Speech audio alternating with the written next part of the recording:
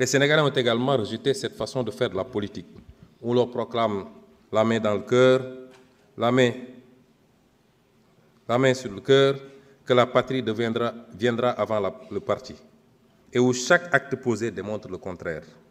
Nous ne voulons plus d'une gestion du pays qui se résume à la gestion partisane d'une clientèle politique.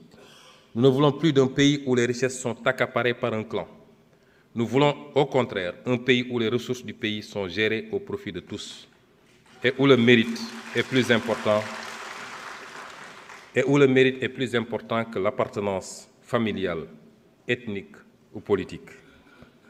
La 5e rupture consacre le passage d'une gestion centralisée à outrance à une logique de gestion déconcentrée, une logique, disons, territorialisée. En effet, notre ambition pour le Sénégal ne pourra être réalisée sans une gestion plus proche des territoires. Faire reculer le centralisme au profit de la gestion de proximité. Notre action sera dès lors de procéder à de profondes réformes en matière de décentralisation, de fiscalité et de gestion budgétaire, entre autres, afin de libérer le potentiel de nos terroirs.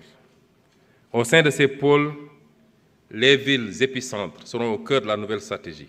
Elles bénéficieront d'investissements conséquents en matière d'eau et d'assainissement, d'électrification, de gestion des déchets, d'infrastructures de transport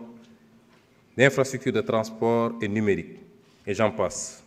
Dans la même foulée, la décentralisation sera approfondie en renforçant les compétences, les capacités et les moyens financiers des collectivités territoriales. La charte de la déconcentration sera intégralement mise en œuvre afin de rapprocher l'administration des usagers du service public. La 6e rupture consiste à bannir la logique d'accaparement au profit d'une minorité, au profit d'une logique d'équité et de justice. La reddition des comptes, puisque c'est de là qu'il s'agit, ne doit plus être perçue comme une exception aux règles de gestion de la chose publique, mais plutôt comme un principe de transparence et une exigence de gouvernance. Nous nous inscrirons dans ce cadre, aussi bien pour l'audit de l'utilisation des fonds publics antérieurement à notre arrivée au pouvoir, que pour la gestion des affaires publiques durant les années de notre gouvernance. L'État veillera à ce que les structures de contrôle et les juridictions compétentes puissent exercer leurs missions respectives, conformément aux lois et règlements, mais également en application des principes de la séparation des pouvoirs et de la présomption d'innocence. Nous mettrons ainsi en œuvre les conclusions des assises de la justice ayant fait l'objet de consensus et poursuivrons les consultations et le dialogue pour bâtir un pacte social durable. Nul ne pourra désormais se prévaloir d'une proximité partisane pour accéder à des faveurs indues ou se protéger de sanctions méritées. Chaque talent national sera promis en ne tenant compte ni de son origine, ni de sa religion, ni de son appartenance partisane. Enfin, la 7e rupture implique le passage d'une administration bureaucratique à une administration moderne et performante. L'administration doit être le fer de lance de la conduite du changement auquel nous invite le chef de l'État. Elle sera plus attentive et orientée vers la satisfaction de l'usager. Le clientélisme y sera aboli, conformément à l'invite du chef de l'État aux agents de l'administration. Chaque agent de l'État, à quelque niveau qu'il soit, devra faire sien le nouveau paradigme d'une administration performante et moderne. À cet effet, le gouvernement engagera les réformes idoines pour doter les services administratifs de capacités humaines qualifiées et motivées, ainsi que des moyens de fonctionnement liés, tout en amplifiant la lutte contre le gaspillage dans les dépenses courantes. La corruption et la concussion seront combattues sans faiblesse, en commençant par accélérer l'automatisation des procédures administratives. Nous avons déjà entrepris de bâtir une administration publique autour des principes de probité et d'intégrité, autour du Djoub, du Djoubel et du Djoubbanti. Monsieur le Président de l'Assemblée nationale, honorables députés, après vous avoir rappelé ces principes et après vous avoir dressé l'état des lieux,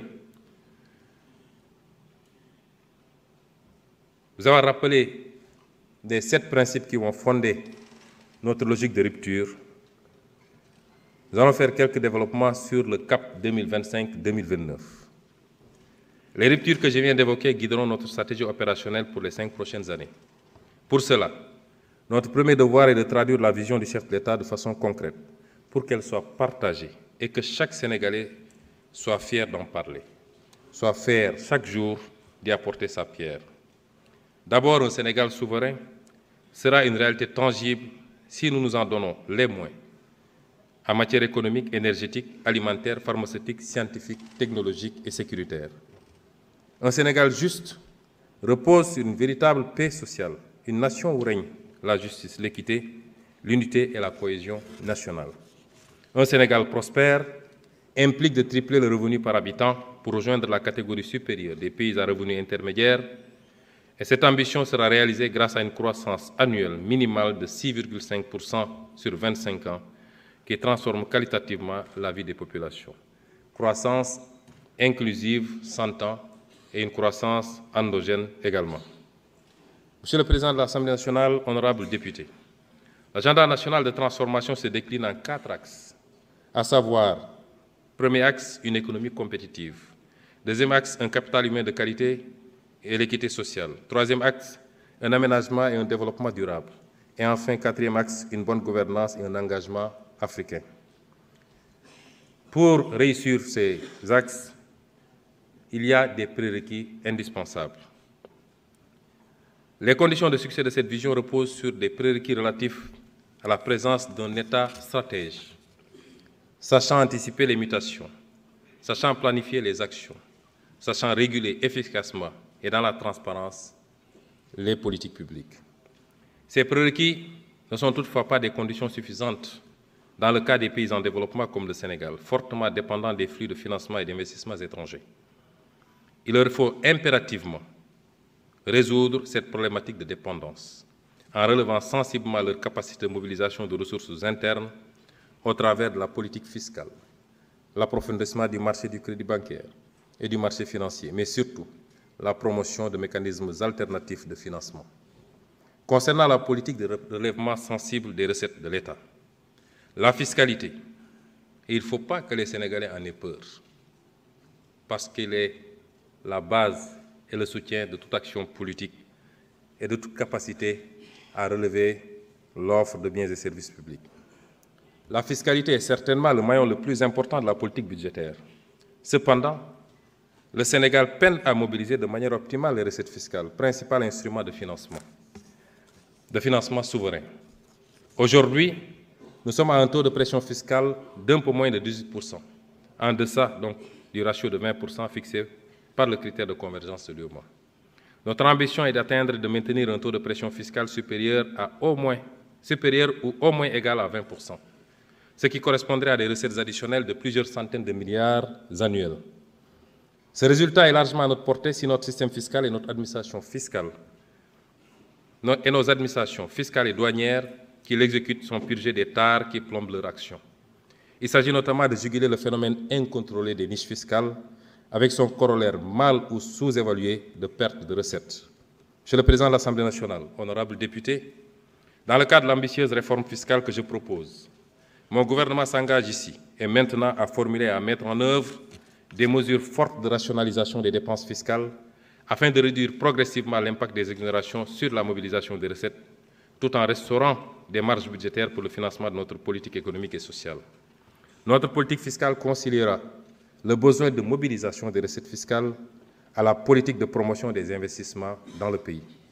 Pour relever ce défi, le Sénégal procédera à l'évaluation d'impact économique et social des avantages fiscaux au-delà des évaluations budgétaires habituelles. Aujourd'hui, l'analyse des données sur les dépenses fiscales donne l'impression d'une générosité sans contrôle de l'État, pour des résultats dont l'efficacité n'est pas démontrée. Ces dépenses évaluées sur la période 2019-2022 s'élèvent à 2 232 milliards de francs CFA. Cet exercice devrait être un instrument de pilotage permettant d'apprécier l'efficacité et l'efficience des dépenses fiscales. Ainsi, nous élargirons l'assiette. Nous élargissons le périmètre de l'évaluation des dépenses fiscales, c'est-à-dire celui des mesures recensées et évaluées, à travers l'audit exhaustif de toutes les mesures tendant à baisser le poids de la fiscalité pour une activité économique ou une catégorie socio-professionnelle de citoyens contribuables. Une nouvelle matrice des mesures dérogatoires devra être dressée à fin décembre 2025.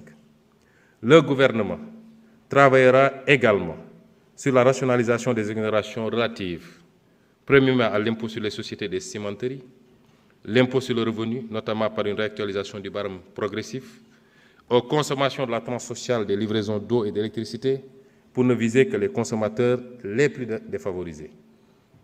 Les nombreuses conventions fiscales conclues par le Sénégal seront également examinées. Au terme des divers recoupements, à ce jour, le Sénégal disposerait de 18 conventions fiscales bilatérales en vigueur.